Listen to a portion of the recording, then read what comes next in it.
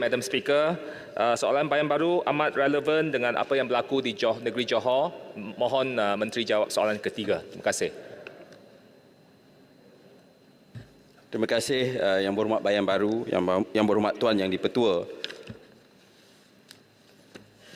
Bagi maksud penyediaan laporan EIA pada hari ini, keperluan Seksyen 34A-2 Akta Kualiti Alam Sekeliling 1974 menyatakan akan tanggungjawab penggerak projek bagi sesebuah cadangan pembangunan yang melibatkan aktiviti yang ditetapkan melantik orang yang layak ataupun perunding EIA untuk menjalankan kajian EIA bagi memastikan penilaian kesan kepada aktiviti dan langkah-langkah mitigasi dinyatakan secara komprehensif dan boleh dilaksanakan. Ada penambahbaikan amalan yang ada pada hari ini berbanding asalnya, iaitu bermula tahun 2007 secara sukarela dan sekarang dan kemudian pada tahun 2012 secara mandatory, semua perunding perlu berdaftar dengan Jabatan Alam Sekitar. Jadi ini ada standard minimum yang perlu dipatuhi oleh pihak penggerak projek.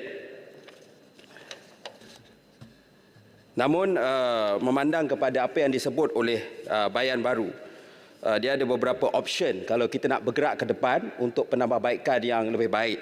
Pertama ialah pelantikan perunding oleh Jabatan Alam Sekitar secara langsung. Dan kalau dari segi implikasi kewangan, Jabatan Alam Sekitar masih lagi boleh mengutip bayaran daripada penggerak projek, tetapi Jabatan Alam Sekitar JAS yang akan pilih siapa perunding untuk melakukan kerja tersebut. Ini untuk mengelakkan apa yang dipanggil consultant shopping. Kedua, dan ini telah dilaksanakan di peringkat misalnya Majlis Bandaraya Petaling Jaya, yang mana penggerak projek melantik konsultan atau perunding mereka sendiri, tetapi pihak berkuasa boleh melakukan semakan sama ada menerusi perunding audit ataupun pemeriksa ataupun perunding bebas oleh pihak berkuasa yang juga dibiayai oleh penggerak projek. Jadi ini lebih fokus, lebih selektif kepada projek-projek yang selektif, yang sensitif alam sekitar ataupun yang mempunyai profil yang tinggi, barulah pihak berkuasa akan melakukan semakan sebegitu. Untuk makluman, pihak kerajaan pada hari ini sedang melaksanakan kajian pembentukan Lembaga Alam Sekitar Environmental Board di bawah RMK ke-12 untuk merangka hala tuju dan gerak kerja bagi penubuhan Lembaga Alam Sekitar. Jadi isu-isu termasuk cadangan bergerak ke depan yang telah saya sebut sebentar tadi akan dikaji di bawah kajian pembentukan Lembaga Alam Sekitar di bawah RMK ke-12. Bayan Baru. Terima kasih Menteri, terima kasih Tuan Yang di-Pertua. Kita tahu bahawa pemaju atau penggerak projek biasanya mereka membayar EIA dan selalunya mereka adalah paymaster. Dan selalunya konsultan EIA, mereka terpaksa tweak the result untuk memastikan projek ini berjalan. Kalau projek ini tidak berjalan, maka gagal, maka paymaster tidak akan bayar atau mereka akan marah. Itu sebab kita perlukan kerajaan untuk melaksanakan, kalau boleh, kerajaan yang melantik tetapi dibayar oleh penggerak projek.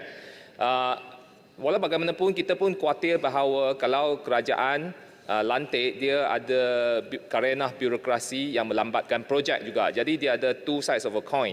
Jadi saya mohon supaya kerajaan mengkaji dan dengan lebih baik kita apakah moving forward. Menteri telah mengumumkan bahawa ada moving forward, tapi saya perlukan kerajaan ada ketetapan, bukan selalu mengkaji, tetapi akhirnya masalah banjir, masalah perubahan iklim, masalah pelbagai projek menyebabkan rakyat susah kerana konsultan ini beholden by the paymaster. Mohon penjelasan Menteri. Terima kasih. Terima kasih Yang Berhormat Bayan Baru. Sebab itu sebagaimana yang saya tahu tentang masalah yang disebut dan saya telah sebut dalam jawapan pertama saya tadi tentang soal consultant shopping. Mungkin ada di kalangan penggerak projek akan mencari perunding-perunding yang dilihat lebih mudah untuk dapat keputusan yang akan memihak kepada mereka. Jadi itu yang cuba dielakkan.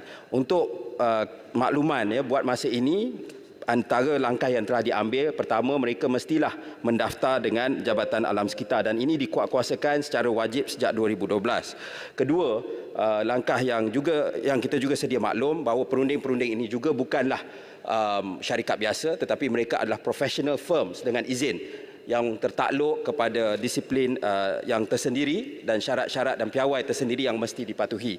Tetapi saya setuju ya, bahawa ada kelumpungan di situ yang mungkin kita boleh perbaiki dan sebab itu ada dua model. Kalau pertama dilantik secara langsung oleh Jabatan Alam Sekitar untuk setiap projek, sebagaimana Bayan Baru sebut, risiko dia ialah red tape, ya, berlaku kelewatan. Terutamanya kalau mungkin melibatkan seluruh negara. Saya bagi contoh MBPJ, tapi MBPJ ialah PBT yang tertumpu kepada satu bandar sahaja.